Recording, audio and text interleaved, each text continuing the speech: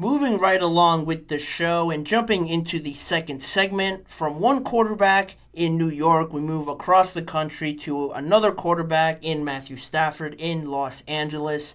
Matthew Stafford arriving in that massive trade that the Rams and Detroit Lions had, switching quarterbacks and exchanging a lot of picks going from the Rams to the Detroit Lions.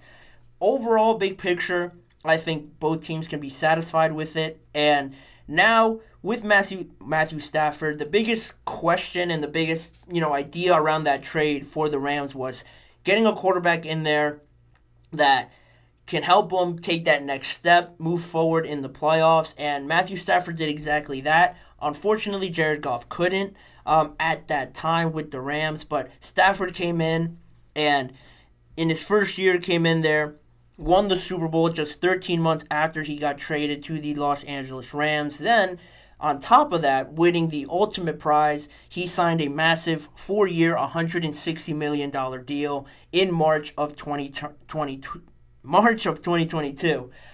So now, currently, heading towards the end of that contract now, it is rumored, according to NFL.com, that Stafford wants the Rams to adjust his contract right now, so it includes more guaranteed money over the last 2 years of his current deal that I mentioned. And right now, with the way the deal is structured, there is a lot of ifs and a lot of dates that go into it, so stick with me for a few seconds while I try to explain it the best I can. So currently, as it stands with Stafford's contract, he has $31 million guaranteed to him for 2024, but after that, the last 2 years of that, nothing is technically guaranteed. There's not a separate amount of money that's just guaranteed to Matthew Stafford, which is why the reports say that he wants that adjusted. Him getting a little bit older, potential injury, you still want that guaranteed money if you're Matthew Stafford. That's what the report said from NFL.com. But he does have not a technical guaranteed money for or after 2024, but he does have a base salary of $27 million in 2025. And with that base salary, $10 million of that will become guaranteed money at some point in 2024. There's no specific date yet, but at some point during this season, $10 million of his $27 million salary for next year will become guaranteed for the next year in 2025. That's according to Pro Football Talk.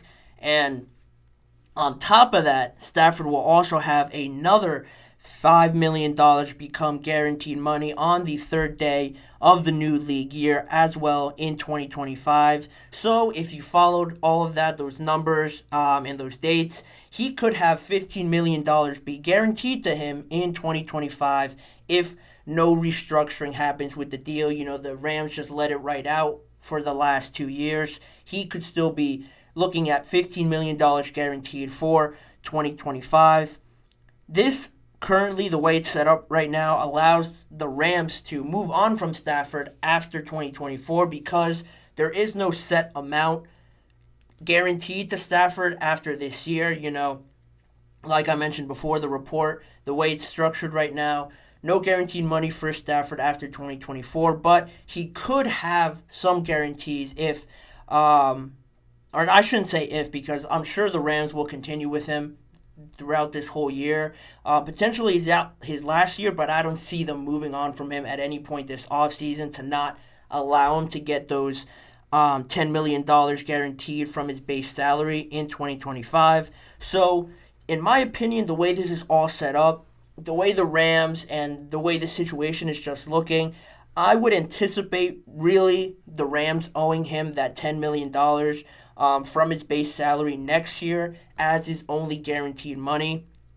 Because now heading into next year, those $5 million could become activated in 2025. But just like we see a lot of times this year with dates for signing bonuses or just for regular bonuses in general, teams try to work out deals to try and avoid those. A few examples this year, Deontay Johnson was owed a bonus for a certain amount of $1 million by this certain date. So you saw the trade talks ramp up a little bit with the Steelers. They ended up dealing him to the Carolina Panthers because that deadline was approaching where they were going to owe him that extra bonus on that contract. He was in a contract year, so that sort of situation, stipulation, will play into these deals getting done. Similarly with Hassan Reddick, he was coming up on a deal. I think it was on April 2nd or April 1st that the Eagles would have owed him if he was still on their team under contract with them. So that you saw the Eagles also move on from Hassan Reddick because he also wanted more money, a different contract, not more guarantees, but a restructuring of his contract as well. The Eagles saw it in their best interest to move on from him this offseason, and this sort of plays into Matthew Stafford as well. He wants a restructuring, he wants more guaranteed money, and there are deadlines. You can't really do anything about it this year, as I said. I believe the Rams are just going to have to owe him that $10 million from his base salary for this year in 2025. But that extra $5 million, I think it will become a deadline for them to try and figure out a move that they could do with Matthew Stafford. Of course, they could release him, but that I'm sure will take a pretty decent cap hit because he has 2 years remaining on his deal. So releasing him might not be the most ideal way of going about it, but it would look a bit more likely next year after everything's said and done, once it's getting closer to the start of the new league year. I wouldn't be surprised if you saw a lot more trade talks starting to surface around Matthew Stafford or just trying for the Rams to move on from him. It has been brought up already to head coach Sean McVay and general manager Les Snead. They were asked about it, and just like all head coaches and general managers on these touchy subjects, these sensitive topics that they don't want to vent out to the public, they sort of danced around it. They didn't address it directly, but from one point of view, Sean McVay was asked about the report of Stafford not being happy with his deal, wanting more guaranteed money, to which Sean McVay said, "I've had good dialogue with Matthew. We'll keep those things in-house, but he's been around with our guys, and we'll keep those things in-house again," he said. Then he went on and added that they want to make sure really to reciprocate that feeling, that same level of commitment that they think he wants with him, or that they think he wants with them, and just again to make sure that he knows that he's appreciated, and that right now at this moment they want Matthew Stafford to lead this team and lead this new group of players, at least for this first year with this new team. They've added a lot of new pieces, and really one of the oldest pieces from that Super Bowl winning team that has been around at least as long as Matthew Stafford was Aaron Donald, and now he retired. So Matthew Stafford is really the only one really left from that team. But they still, Sean McVay, Les Snead, want him to be the leader of this group. There is a lot of young pieces coming in, and we're already on the team. They played well, but I have no doubts that they benefited greatly from a guy like Matthew Stafford being in there, being the voice of reason, guiding them through all the tough times, the stipulations that rookies, second-year players face in the NFL. It worked out great for them. You saw how it developed with Puka Nacua, Kobe Turner, as well as Byron Young on the defensive side of the ball.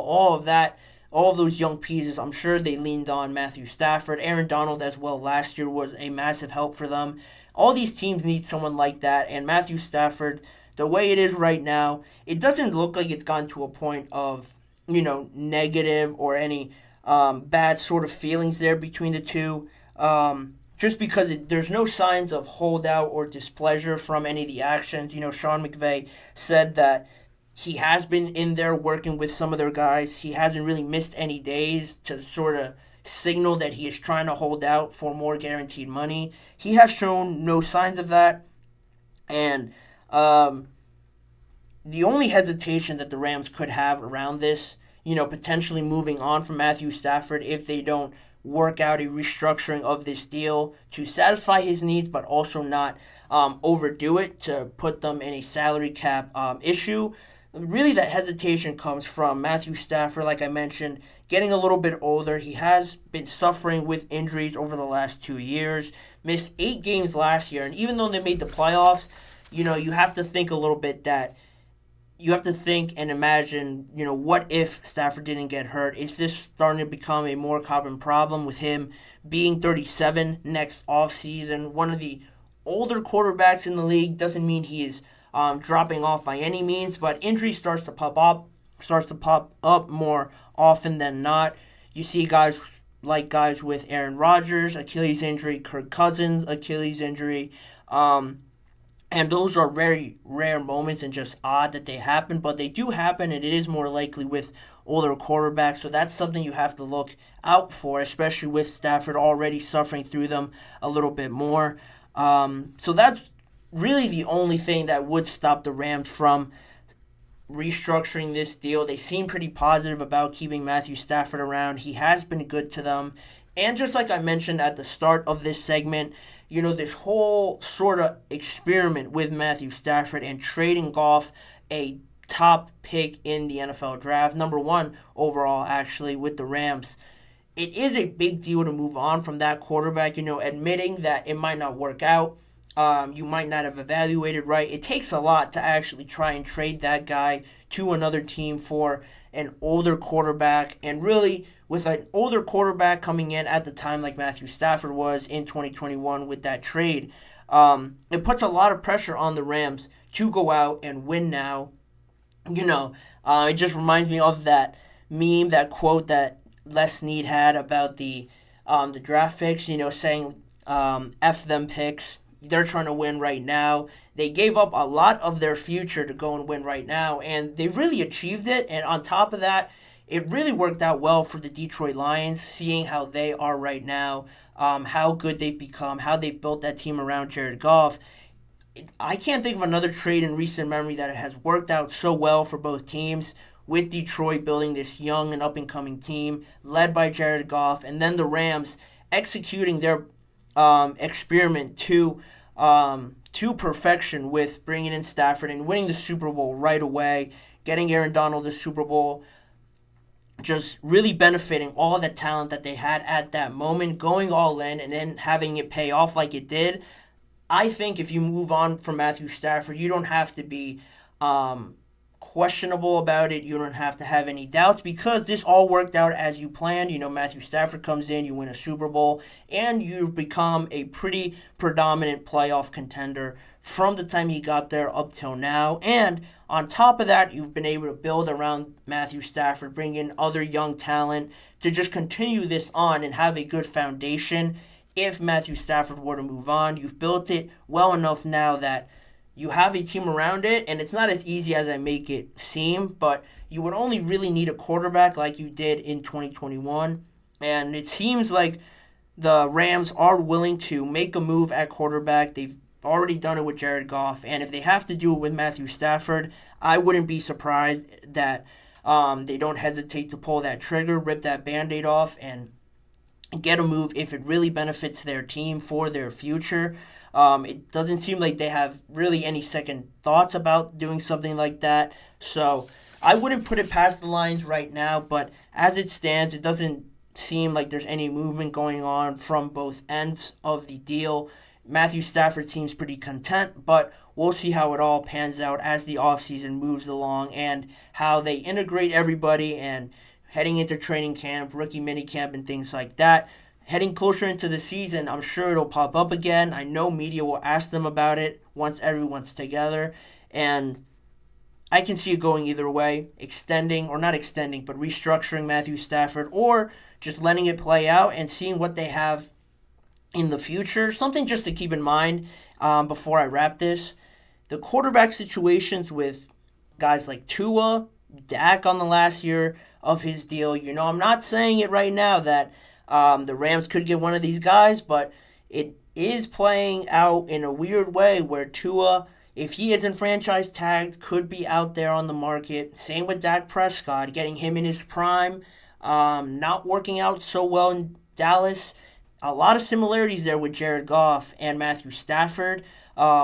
Ironically, with how that situation is so similar with Dak to to when it was with Matthew Stafford. Things don't fall like that coincidentally. It could be a possibility, I don't know, but that's just something out there for you guys to keep in mind for it to sort of develop and not catch anybody by surprise next offseason. I'll make sure to mention it right now, just so everyone can keep an eye on it for now. It could happen, it could not happen, but that's just something to throw out there. But with that, I will end that segment on that and move on to our second break of today's episode. We'll be right back in just a few seconds. On the other side, we'll get into Trey Hendrickson's contract situation and him most recently requesting a trade from the Cincinnati Bengals. Last week, I didn't get a chance to really dive into it, so after the break, we'll get into that. You're listening to the GSMC Chip Shot Football Podcast.